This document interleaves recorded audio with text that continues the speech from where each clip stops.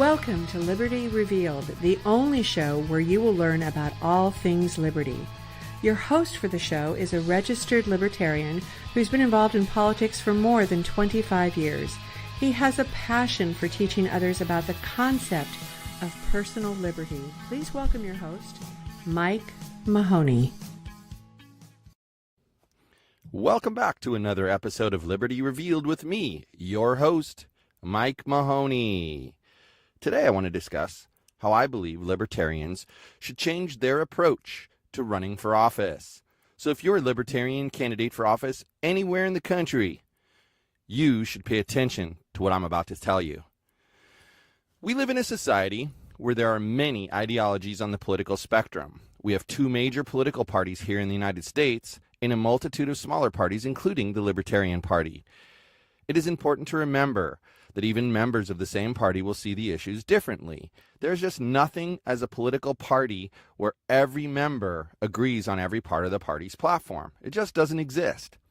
Now, as I've traversed the social meetups within the local Southern California libertarian scene, I've noted a problem.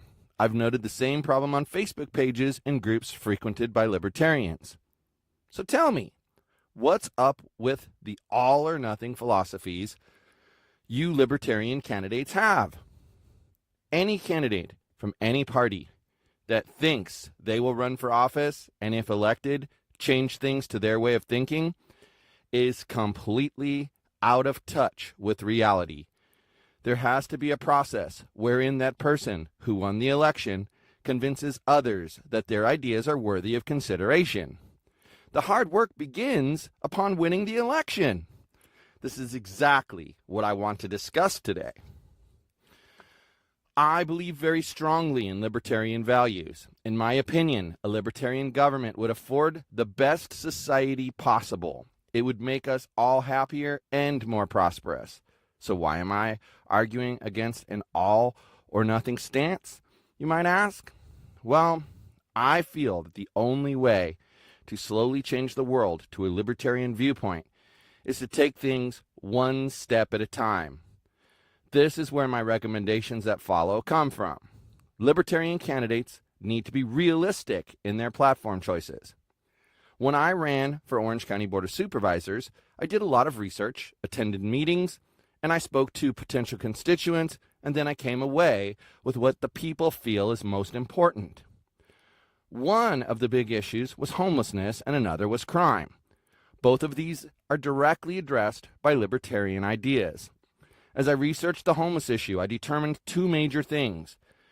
The county had almost $1 billion that was given to it to solve homelessness and mental health issues, and people felt that law enforcement wasn't doing enough. Now, generally speaking, I don't like spending public tax dollars on social issues. I feel that it is wrong in general. However, with this situation, it was an all or nothing proposition. You either spent the money on what it was meant for, or you would lose the money to some other crazy project. I could have taken a hard-line libertarian approach and said, we cannot spend public money on the homeless. But I knew that morally I couldn't ignore the homeless on the streets. So I opted to include spending that money as part of my platform. To say it was unpopular is going lightly. It was unpopular with some libertarians until I explained my reasoning, at which point many came over to my way of thinking. It was the same with crime. People wanted to change the laws and be tougher on crime. Now, I was fine with that idea as long as non-violent drug offenders, were not sucked into the mess that is the criminal justice system. To me, crimes involving fraud and harming of others should always be prosecuted, but that's it. If you want more details on this, have a listen to Liberty Revealed, Episode 5, yogispodcastnetwork.com/LR05. This, too, was not a popular stance with libertarians, but mainly because they thought I'd be advocating for nonviolent drug offenders to be jailed. They felt this way because common public sentiment is to repeal Propositions 47 and 57 here in California. These propositions made it misdemeanors to possess certain controlled substances. I would have never advocated for such a thing. I would have definitely gotten behind being tougher on fraud and being tougher on violent crime. But that's where it ends. What do you learn from the two examples I gave just now? With the homeless issue, I was trying to handle the concerns society brought up while also servicing those in need. Any plan I would have put into effect would have included private charitable organizations running the show. I would not have wanted the government running these programs. Had I been elected to the 5-member board, I would have had to use my leadership abilities to convince the others that this was a good approach. I would have had to show them why the libertarian approach was the right one to accomplish our needs.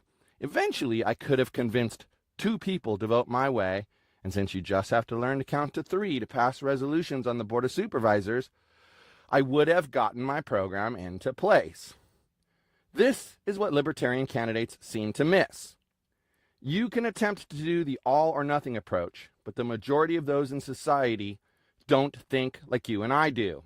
Instead, you need to be a leader and show them why your way is the right way and potentially the only way. You have to be willing to compromise.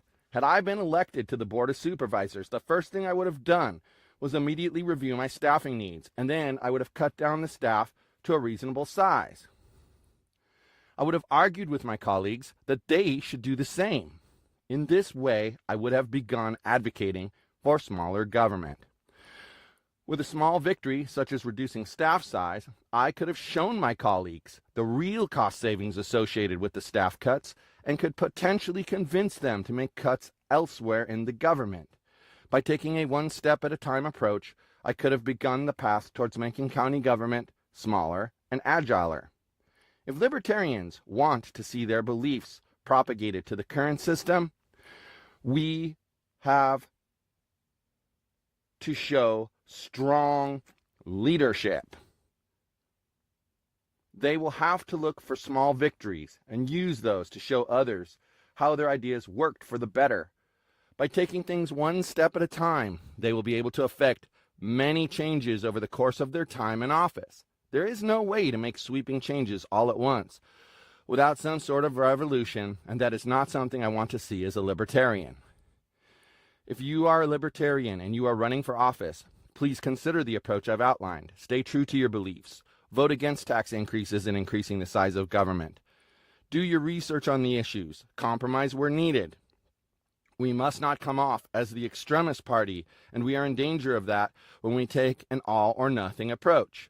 It is time to show society that our ideas will work and will change things for the better. Now that's all for today's episode. If you like what you've heard, please go on Apple Podcasts and Google Play and rate us 5 stars. If you'd like to learn more about my personal liberty ideas, grab your free copy of my book, Liberty Revealed, by heading over to yogispodcastnetwork.com/Liberty Revealed. Until next time, stay free. Thanks for listening to Liberty Revealed, the show where you learn about all things liberty. Please visit the show's website at yogispodcastnetwork.com/LR, where you can reach out to Mike directly with your questions and comments. Again, that is yogispodcastnetwork.com/LR.